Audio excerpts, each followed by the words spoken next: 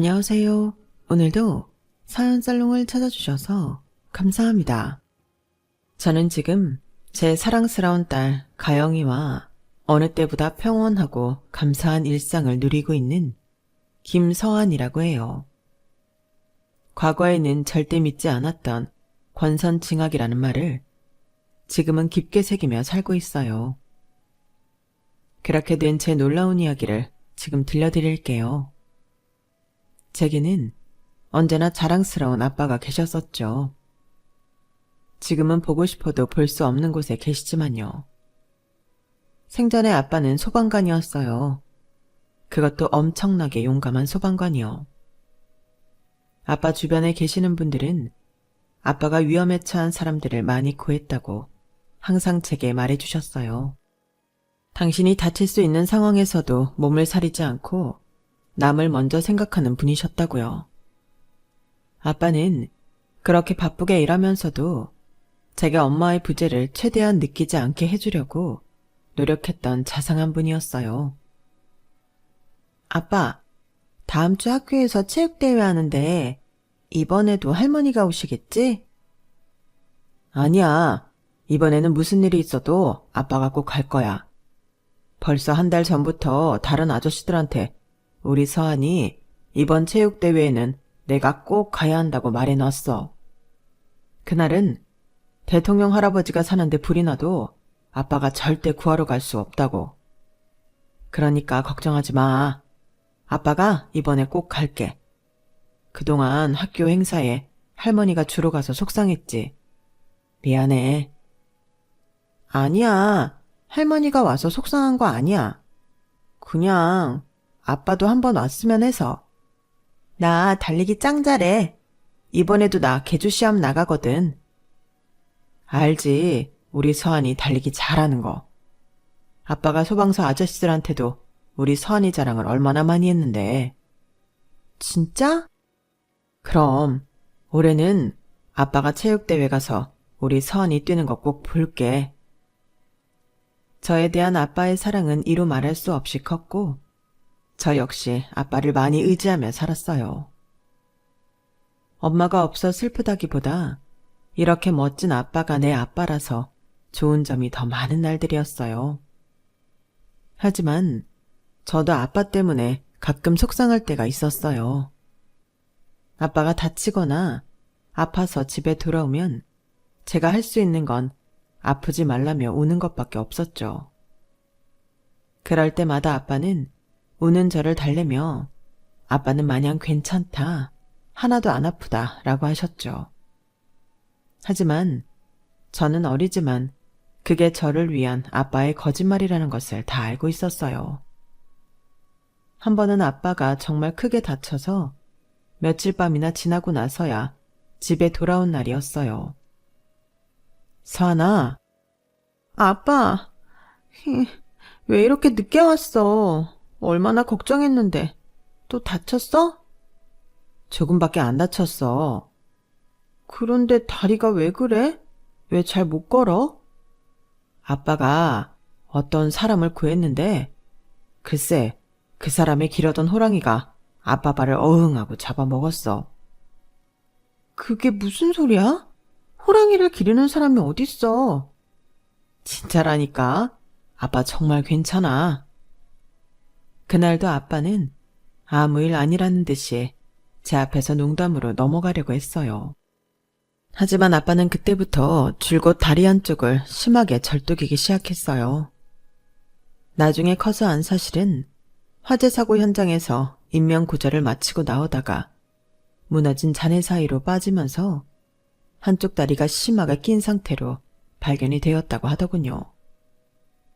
방화복이 다 너덜너덜할 정도였다고 하니 그냥 발만 달려있을 뿐 제 구실을 못하게 되어 버린 거예요.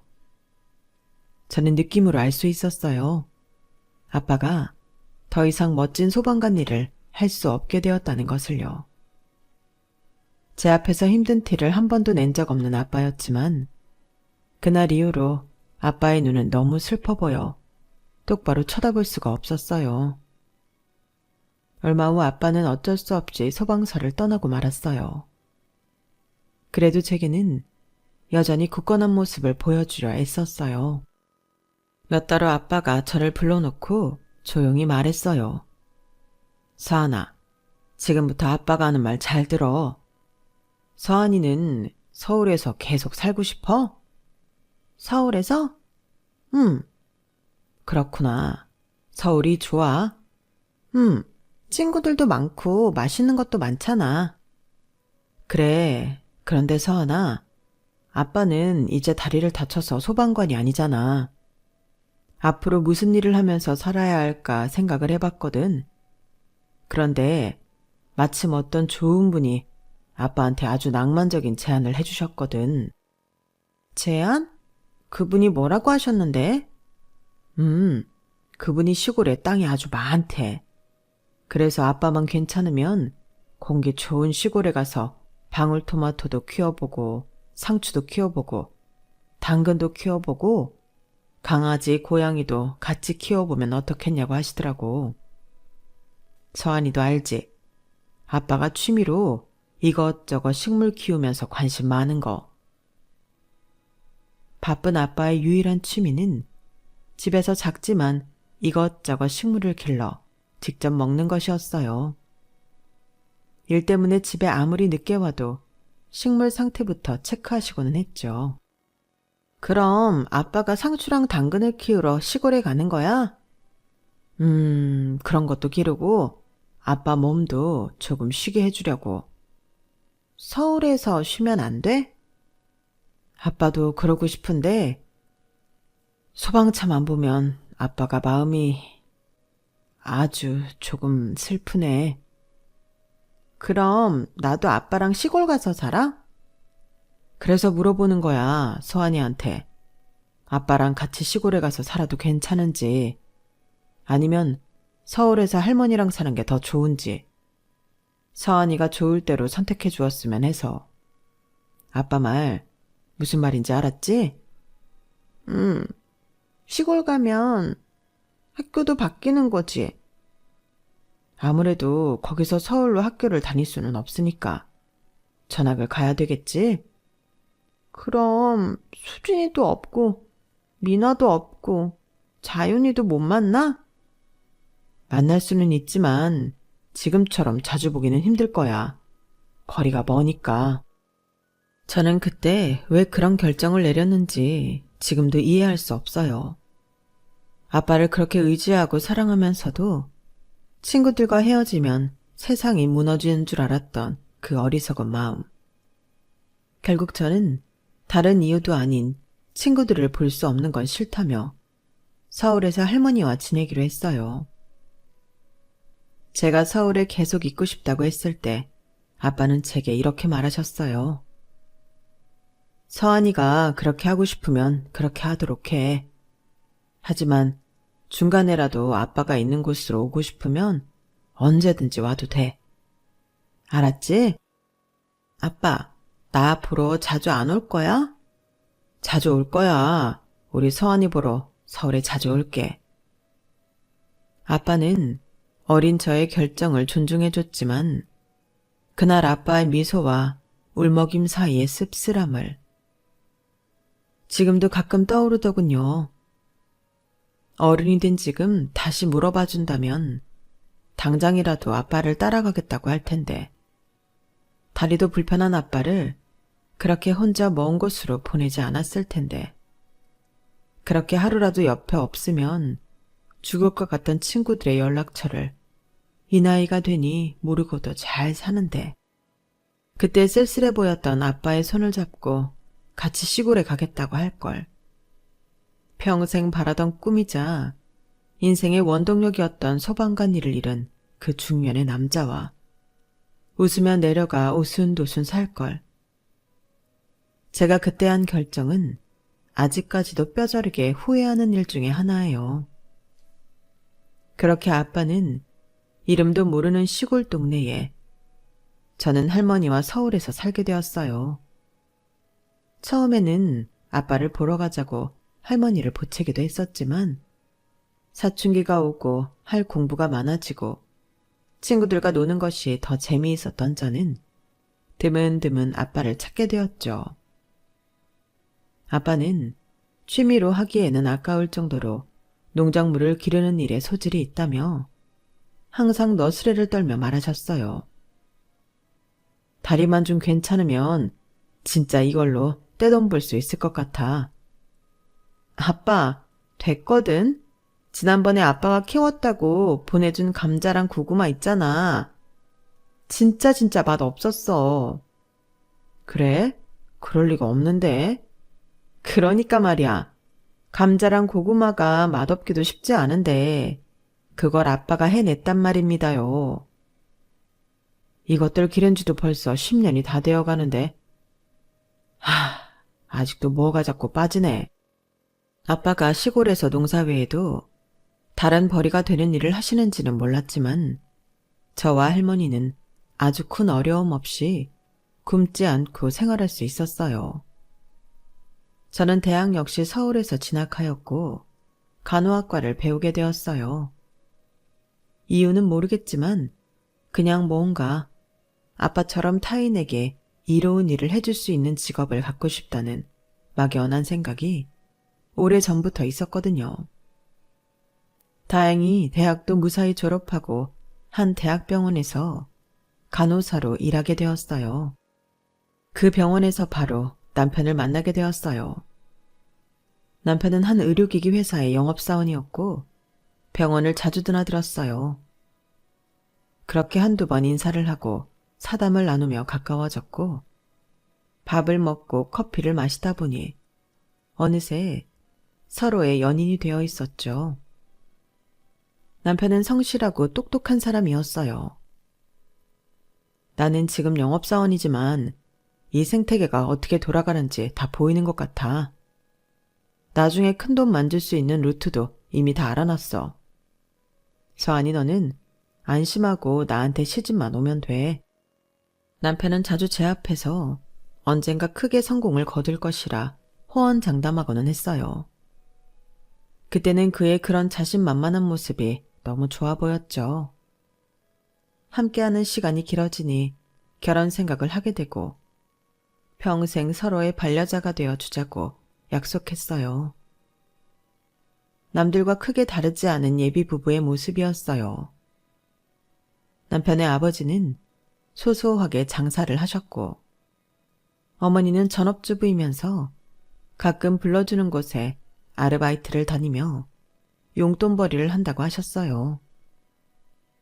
저 역시 많은 돈을 욕심내는 스타일은 아니었기에 남편과 시댁 식구들이 그렇게 자신의 위치에서 건강한 마음으로 할 수 있는 일을 하고 계시다는 것이 정말 좋았어요. 특히 저는 친엄마가 없다 보니 시모가 엄마처럼 느껴져 더 잘하려고 노력했어요. 다행히 시모 역시 제 마음을 아셨는지 남의 집 며느리 못지않게 저를 아껴주셨고요.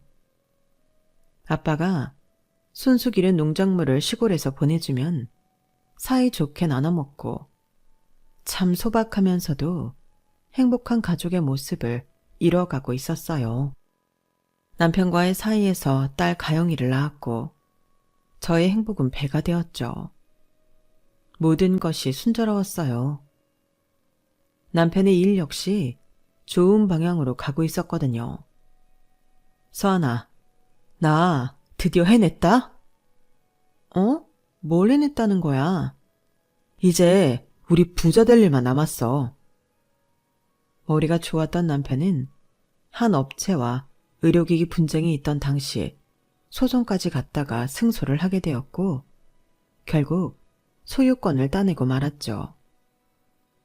헌신적이라고 알려진 남편의 소유의 의료기기는 의사들이 앞다투어 찾았고 앉아서 돈을 번다는 말을 실감하게 되었어요. 남편의 사업이 갑자기 너무 바빠지면서 시부도 하던 장사를 접고 시모까지 나서서 남편의 일을 도왔어요. 저 역시 아이가 없을 때는 일손을 보태고는 했고요. 남편과 시댁 식구들은 바빠서 힘들어하면서도 입가에 웃음이 떠나지 않더군요. 예. 내가 민준이 어릴 때 신내림 받은 지 얼마 안 됐다는 유흥한 무당한테 정을 보러 갔었단 말이야. 근데 그 무당이 말하기를 우리 아들이 40살부터 떼돈을 벌면서 집에 기둥을 다시 세울 거라 그랬었거든. 그때는 그냥 그러려니 하고 흘려들었는데 지금 생각해보니 아주 그 말이 딱 맞는 거 아니겠어? 민준이 덕분에 우리가 이렇게 좋은 집도 살아보고 세상에 아들 잘 두니까 내 늪팔자가 아주 확 피네. 시몬은 예전에 전본 일까지 꺼내며 남편이 승승장구하고 있는 사업을 입에 침이 마르도록 칭찬하고 다녔어요. 20평 남짓한 작은 빌라에서 살다가 넓직한 앞마당에 있는 2층 집 단독주택을 사며 부자 대열에 합류하게 되었거든요. 가끔 아르바이트를 하며 용돈벌이가 쏠쏠하다고 했던 시몬은 이제 백화점에서만 식재료를 사고 최고급 원두로 만든 커피만 즐기는 여사님이 되어 있었죠. 아버님 역시 비싼 시계며 양복을 빼입고 여기저기 돈 자랑을 하러 다니시고는 했어요. 처음에는 저도 너무 좋았어요. 남편의 일이 술술 잘 풀리면서 돈도 많아지고 사는 레벨이 달라진 느낌이었죠. 딸에게 더 좋은 것들을 사줄 수 있기도 했고요. 하지만 모든 것이 너무 많이 변해버리고 말았어요. 성실하고 도전적이었던 남편은 돈을 벌면 벌수록 탐욕스럽게 변하기 시작했어요. 가영아빠, 이번에 그 기기 아직 테스트 완전히 안 끝났다고 하지 않았어? 그런데 그렇게 막 출고해도 돼? 그거 별거 아닌 테스트, 금방 합격이라고. 조금 앞당겨 파는 것일 뿐인데. 그래도 의료기기는 다른 것보다 훨씬 깐깐하게 보이잖아. 내가 다 쏜써놨다니까. 설마 그 테스트 담당하는 사람한테까지? 아주 돈을 꾸러미로 갖다 바치니까 입이 찢어지던데 뭐. 돈으로 안 되는 게 어딨어. 죽은 사람도 살려내겠더만. 당신 지금 장난해? 왜 그렇게 어마무시한 짓을 했어? 그거 테스트 통과하고 진행해도 늦지 않잖아. 그거 한 대로는 남는 게 얼마인 줄 알고나 그래? 간호사 일만 하다가 이쪽 일로 들어와서 돈 좀 만지게 해줬더니 나한테 이래라 저래라 하냐? 아니, 불법적인 일을 하니까 그렇지. 돈이면 다 해도 돼. 시끄러우니까 그만 얘기하고 나가 있어. 사업이 잘 되면 잘 될수록 남편은 욕심만 주워먹은 인형처럼 뭐든 다 돈으로 해결하려고 했어요. 그건 남편뿐만이 아니었어요. 돈맛을 알아버린 시부와 시모 역시 악마와 영혼을 거래한 것처럼 완전히 다른 사람들이 되어 있었죠. 아줌마, 여기에 뭐 넣었어요? 네, 평소 넣는 양념들 넣었는데 왜 그러세요? 맛이나 보고 지금 내온 거예요? 내가 발로 해도 이것보다는 맛있겠네. 가다 다 버리세요. 이 아까운 것들을 다요? 그러니까 이 아까운 것을 왜 아줌마가 다 망쳐놨냐고요. 이거 한 뭉치가 아줌마 하루 1급보다 비싸요. 알아요? 죄송합니다. 시모는 집에서 일해주시는 분들에게 언제나 막대했어요. 심지어 백화점이나 상점, 공공 업무를 하는 직원들한테까지 무조건 자기 아랫사람으로 보며 갑질을 해댔죠. 여기 매니저 어딨어? 내가 여기서 지금 물건을 한두 번 사? 이런 싸구려 같은 걸 감히 나한테 갖다 줘? 매니저 빨리 나오라 그래! 시모는 남편의 사업 성공 이후로 미신에도 집착하기도 했어요. 주기적으로 용하다는 무당에게 돈을 수없이 안기고 이것저것 중요한 일을 물어보고 다니는 것 같더군요. 가족들과의 의논, 협동 같은 건 아예 안중에도 없어졌죠. 시모는 더 이상 제가 알던 사람이 아니었어요. 죽었다 다시 태어난다 해도 그렇게 180도 다른 사람이 되기는 힘들 것 같거든요. 시부는 갑자기 모임을 여러 개 만들더니 골프도 치러 다니고 럭셔리 해외여행을 하도 많이 다녀서 집에서 얼굴을 보기가 힘들 정도였어요. 머리부터 발끝까지. 아니, 그냥 인간 전체가 싹 다 바뀐 이 세 사람에게 적응이 되지 않는 건 저뿐만이 아니었어요. 엄마, 아빠한테 학교 상담 얘기하려고 서재에 들어갔더니 통화 중이니까 시끄럽게 하지 말고 빨리 나가라고 그랬어. 뭐? 아빠가? 아빠는 요즘 바쁘다고 같이 나랑 놀지도 않고 뭐 물어봐도 나보고 알아서 인터넷으로 찾아보라고 그러기만 하고 우리 아빠가 아닌 것 같아. 미안해, 가영아. 엄마가 미안해. 시댁 식구들은 모두 돈 쓰고 다니느라 바빠서 가영이에게도 무심해졌어요. 딸은 이제는 원하는 것들을 모두 살 수는 있게 되었지만 저를 제외한 다른 식구들이 더 이상 자신의 가족이 아닌 것 같다고 느끼고 있을 정도였죠. 가영 아빠, 지금 가영이가 몇 학년인 줄 알기나 해? 5학년 아니야? 가영이 교복 입고 다니는 거 안 보여? 중학생이야. 그래? 벌써 그렇게 컸어? 그게 지금 할 말이야? 애가 몇 살인지 뭘 하고 다니는지 이 정도로 관심이 없는 거야? 내가 좀 바빠? 가영이 필요한 거 다 사주고 네 얼굴에 바르고 몸에 치장하고 다니는 것들 다 내가 이렇게 벌어다 쓰는 거잖아. 이런 내가 애가 몇 살인지 다 기억하고 있어야 돼? 당신 왜 이렇게 변했어? 어? 누가 변했다고 그래? 그냥 지금 상황과 레벨에 맞게 살고 있는 것뿐이야. 네가 지금 이 시간에도 숨 쉬는 것처럼 쓰는 돈 다 내 주머니에서 나왔다는 거 잊지 마라.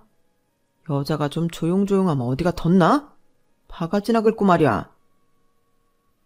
남편은 제게 막말을 하고 저를 무시하는 행동을 서스럼없이 했어요. 심지어 다른 여자들과 외도까지 하기 시작했고요. 어머니, 드릴 말씀이 있어요. 가영 아빠, 밖에서 다른 여자 만나고 다녀요. 그래? 그럴 수도 있지. 네? 민준이처럼 잘 되는 사업하고 여기저기 아는 사람 많이 만나고 다니다 보면 그럴 수도 있지 않니?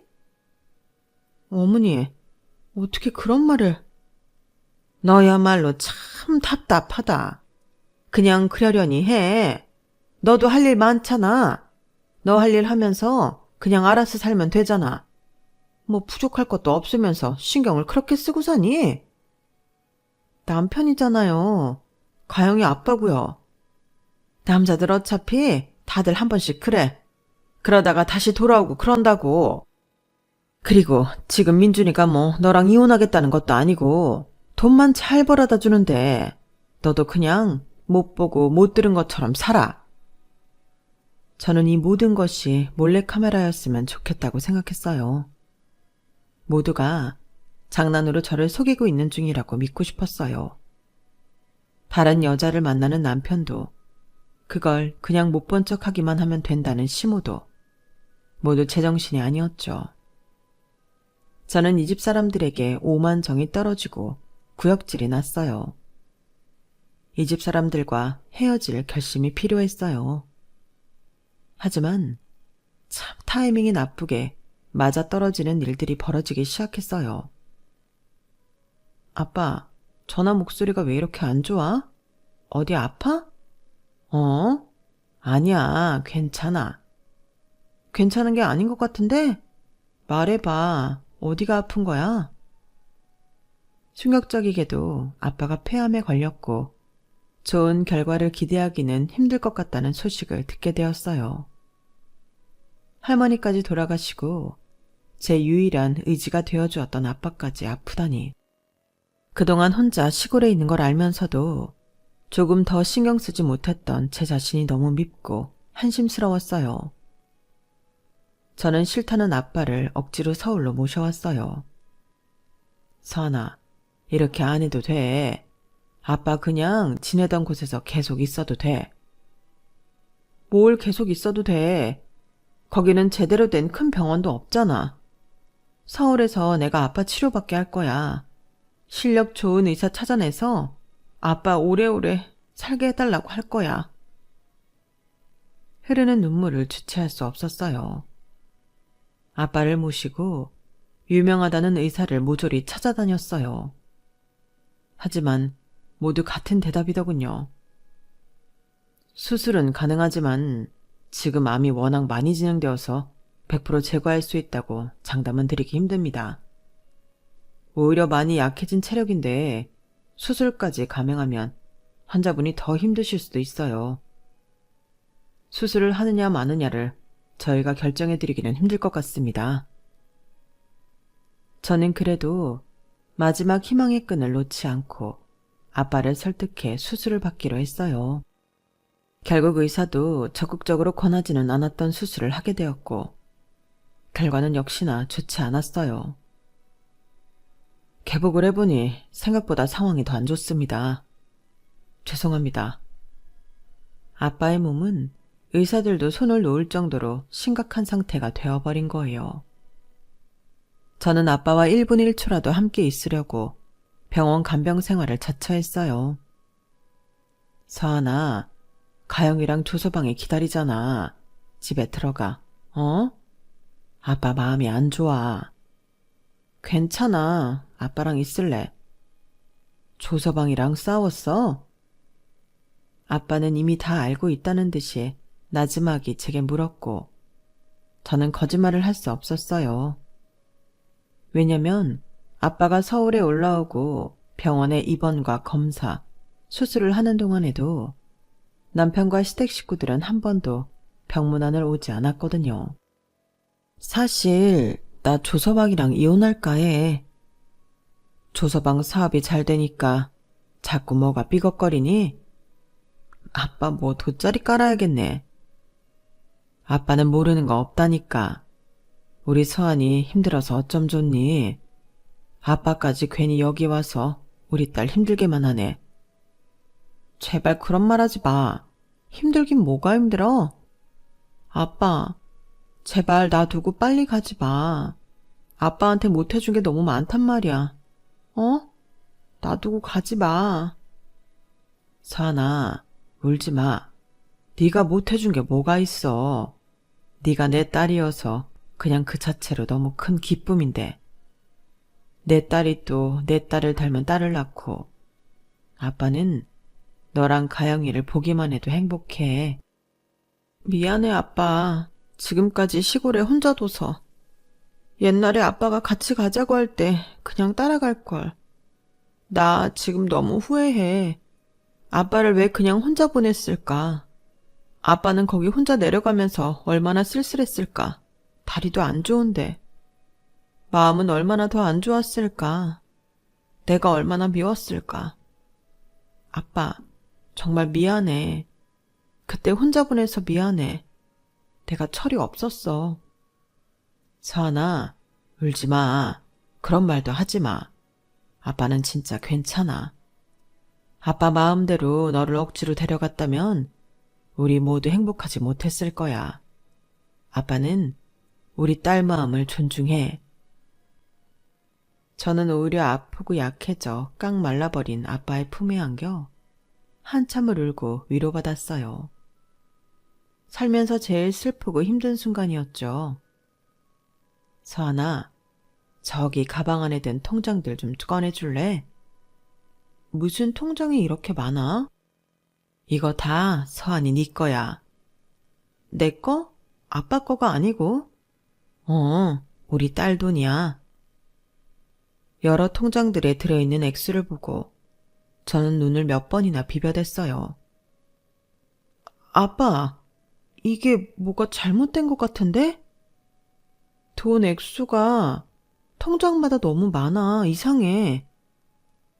통장 한 개당 10억씩 10개의 통장을 합치니 모두 100억이 들어있었어요. 아빠가 지금부터 들려주는 이야기 잘 들어. 너무 눈물나게 감사한 이야기니까. 아빠가 그날 밤새 들려준 이야기는 직접 듣고도 믿기 힘들었고 너무 놀라서 온몸이 떨릴 정도였어요. 아빠가 다리 다쳐서 며칠이나 지나서 집에 들어왔을 때 기억해? 그걸 어떻게 잊어? 그것 때문에 아빠가 소방관 그만뒀잖아. 맞아. 현장에서 사람 구하고 불 끄고 하는 게 아빠 일이고 자랑이었는데 이제 이 다리로는 동료들에게 집만 안겨주는 존재가 돼버려서 소방서를 그만뒀었지. 그런데 그날 사고 현장에서 내가 극적으로 구한 분이 한 연세 지긋한 신사분이었거든. 그분을 구조하고 아빠가 다리 한쪽을 잃었고 일도 그만두고 말았다는 소식을 전해 들으신 거야. 몸이 좀 회복되자마자 직접 나를 찾아오셨더라고. 아빠 손을 잡고 얼마나 울면서 사죄를 하시든지. 저는 제 일을 했을 뿐이라고 그랬지. 그 신사분은 아무 잘못도 없는 거라고. 그런데 계속 아빠가 마음에 걸린 신사분이 얼마 후에 아빠를 다시 찾아왔어. 김남석 소방관님, 제가 이 은혜를 어떻게 갚아야 할지 생각해봤는데 아무래도 제가 가진 것은 재산뿐이라. 그거라도 받아주세요. 무슨 소리세요? 제가 선생님 재산을 어떻게 받나요? 계속 말씀드렸다시피 선생님은 위험한 상황에 계셨던 것이고 저는 제 할 일을 한 것뿐입니다. 정말 이렇게 안 찾아오셔도 됩니다. 소방관님이 뭐라고 말씀하셔도 저는 꼭 해드리고 싶습니다. 안 받아주시면 더 나이가 많은 제가 절대 편안하게 눈을 감을 수 없을 것 같습니다. 그분이 재산을 주겠다고 하신 거야? 그것도 엄청 많이. 거절 안 했어? 에휴, 말도 마. 엄청 거절했지. 그런데도 매일 날 찾아오고 무릎을 꿇고 사정을 하시고 울기까지 하시더라고. 자기 돈을 아빠한테 주고 싶다고 무릎 꿇고 울었다고? 진짜야. 그게 무슨 상황이야? 아빠가 안 받겠다는데 그렇게까지 해서 주는 건? 알고 보니 그 신사분이 원래 심장 쪽이 안 좋은 상태였고 그걸 알게 된 세 자식들이 재산을 갖고 엄청 싸우기 시작했대. 그 노신사의 자식들이? 아버지가 아프신데 재산을 더 많이 가져가려고? 아버지는 당연히 조만간 죽을 거다 하고 자식들은 이미 정해놓고 치고받고 아주 난리를 치면서 욕심을 부린 거야. 노신사분은 자식들이 자기는 안중에도 없고 돈만 갖고 싸우는 모습이 너무 보기 싫으셨던 거지. 말도 안 돼. 아직 살아계신 아버지 앞에서 돈 문제로 그렇게 싸우다니. 아빠도 그 얘기 듣고 얼마나 놀랐는지 몰라.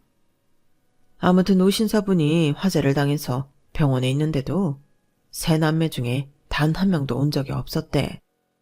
와, 진짜 심하다. 폐륜적이다. 그걸 보고 노신사는 자식이고 뭐고 다 필요 없다고 확신하시고 당신 목숨을 구하고 다리랑 직장까지 잃은 아빠에게 모든 것을 줘야겠다고 생각하셨대. 그래서 노신사분이 아빠에게 먼저 물어보시더라. 김 소방관님은 평소에 뭐 하는 걸 좋아하시나요? 저는 우리 딸아이랑 놀고 사부작사부작 식물 기르는 걸 좋아합니다. 제 손으로 키운 것을 보고 따고 먹고 나누고 하는 재미가 아주 말도 못하게 좋더라고요. 제가 현금 외에도 시골에 땅이 좀 있습니다. 거기에 공간을 마련해 드릴 테니 원 없이 취미생활 해보시겠습니까? 취미는 취미로 남겨야죠. 비록 장애인이 됐지만 이제부터 제가 할 수 있는 일을 찾아 나설 겁니다. 취미로 여기고 싶으시면 취미로 여기시고 생업으로 여기고 싶으시면 생업으로 여기셔도 좋습니다. 그 땅을 소방관님께 드릴 테니 하고 싶은 것들을 마음껏 하십시오. 네? 땅을 주신다고요? 생활비도 드릴 겁니다. 네? 아니, 선생님, 무슨 농담을 그렇게 진지하게 하시는지. 소방관님, 저 농담 아닙니다. 소방관님이 평생 일 안 하고 쉬어도 괜찮을 만큼 돈을 드리겠습니다. 그러니 그 땅에서는 하고 싶은 거 다 하면서 지내세요. 그래서 그 노신사가 진짜 아빠한테 땅이랑 돈을 줬어? 그걸로 실강이를 거의 한 달은 한 것 같아. 받으라고 주시는 분과 싫다고 거절하고. 그리 웃기지. 그런 장면을 누가 상상이나 할 수나 있겠어. 아무튼 그분은 정말 땅도 돈도 내게 엄청 주셨어. 어안이 벙벙했지. 갑자기 그렇게 큰 돈이 내게 떨어졌으니. 그게 이 100억인 거야? 아니. 아니라고? 그 100억은 너한테 주신 거야.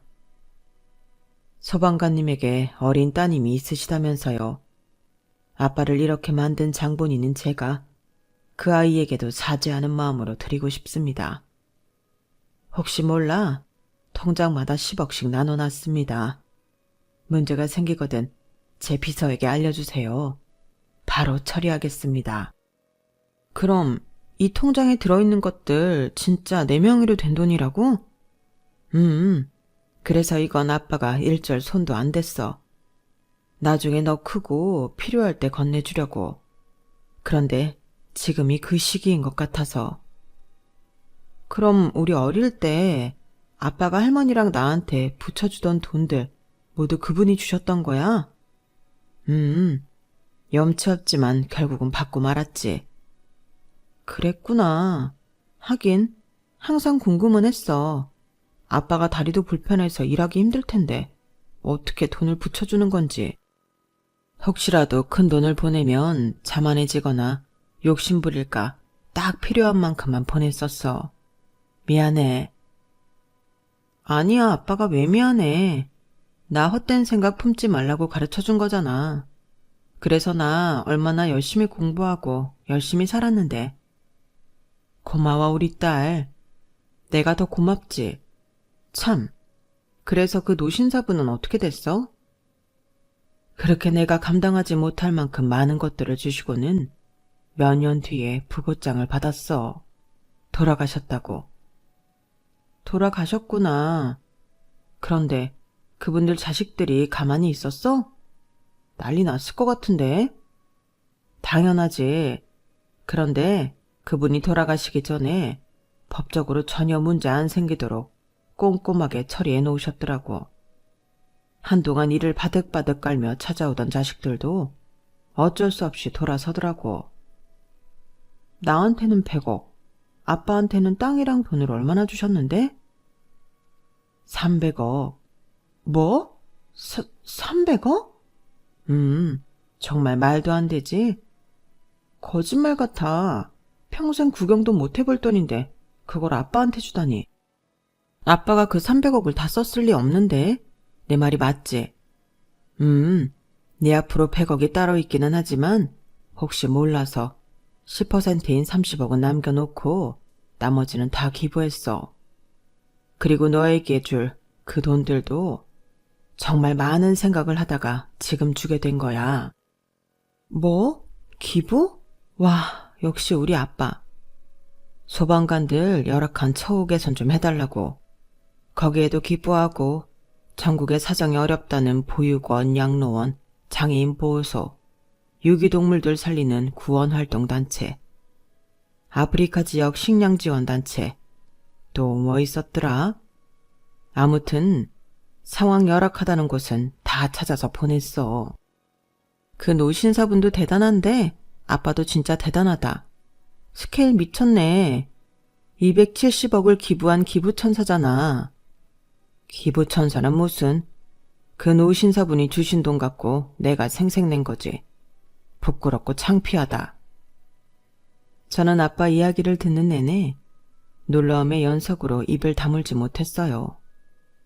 그리고는 저 역시 다짐했어요.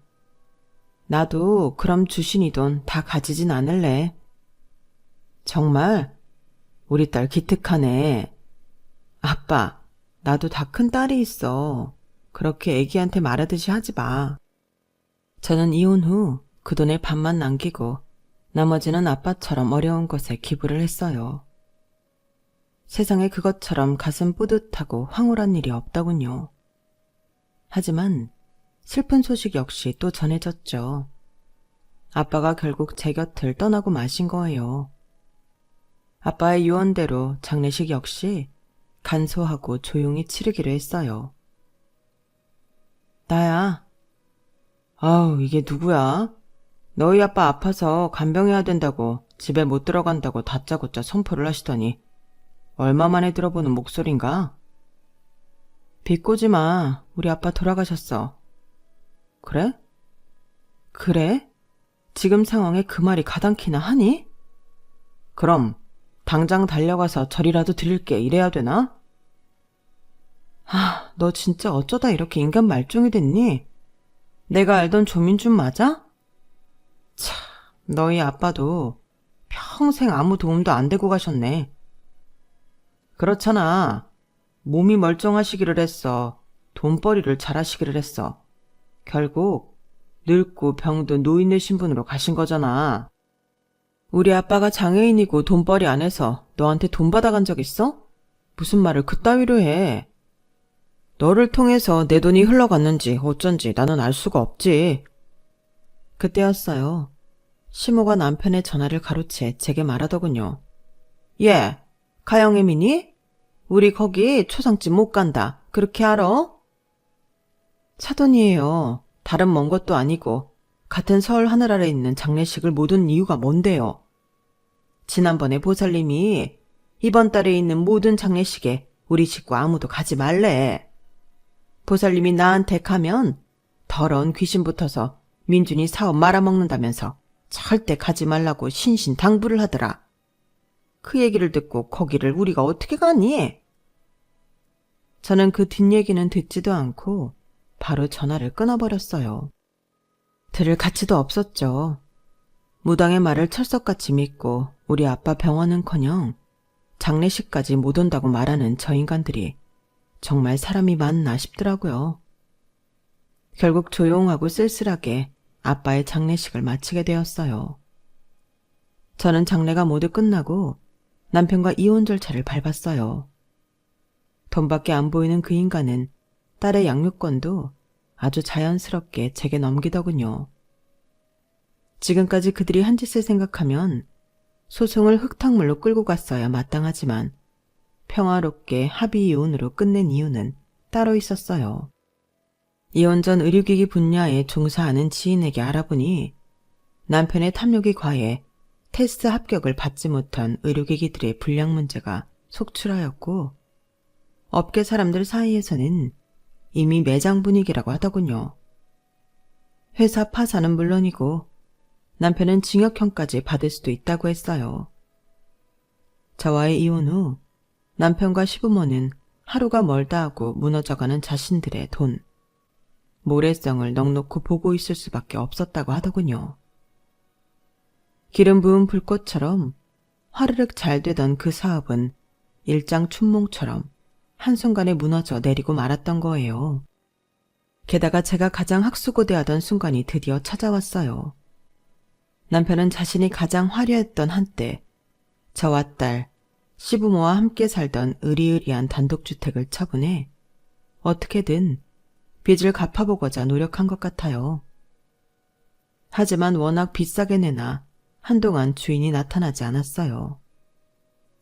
시모는 죽어도 그 집은 팔 수 없다며 울고불고 난리를 치는 바람에 공인중개사가 경찰을 부른 적도 있다고 하더군요.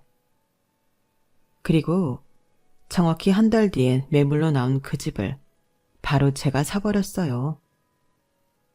누가 그 집의 새 주인이 되는지 얼굴이라도 보고 싶다며 부동산 앞에 도둑고양이처럼 모여있던 그 세 인간들은 제가 계약서에 도장을 찍는 순간 벼락을 맞은 것처럼 굳어버리더군요. 참, 세상에서 가장 우습고 통쾌한 순간이었어요. 저는 그 더럽고 추잡스러운 인간들의 자취를 깨끗하게 치우고자 집안을 전부 새로 리모델링을 했고 전과는 비교도 안 되게 멋있는 저와 가영이의 집이 되었어요.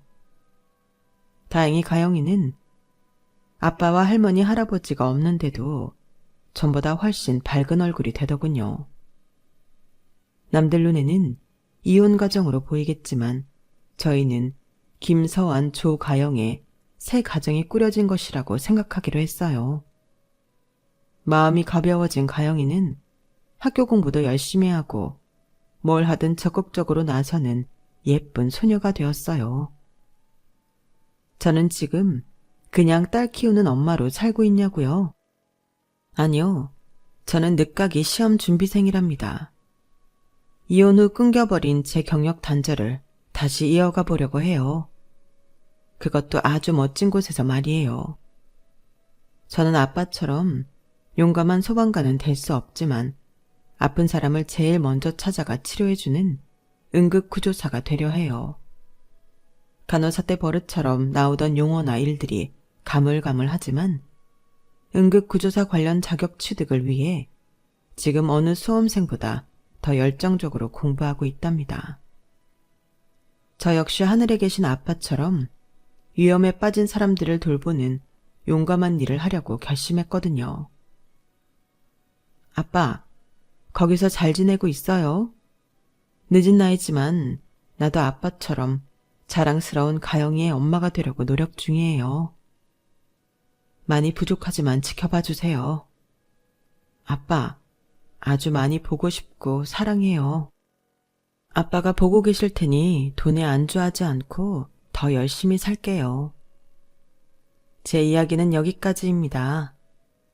항상 곁에 좋은 분들이 계시길 바라며 행복하세요. 여러분, 사연 댓글에 응원과 현명한 조언 부탁드려요.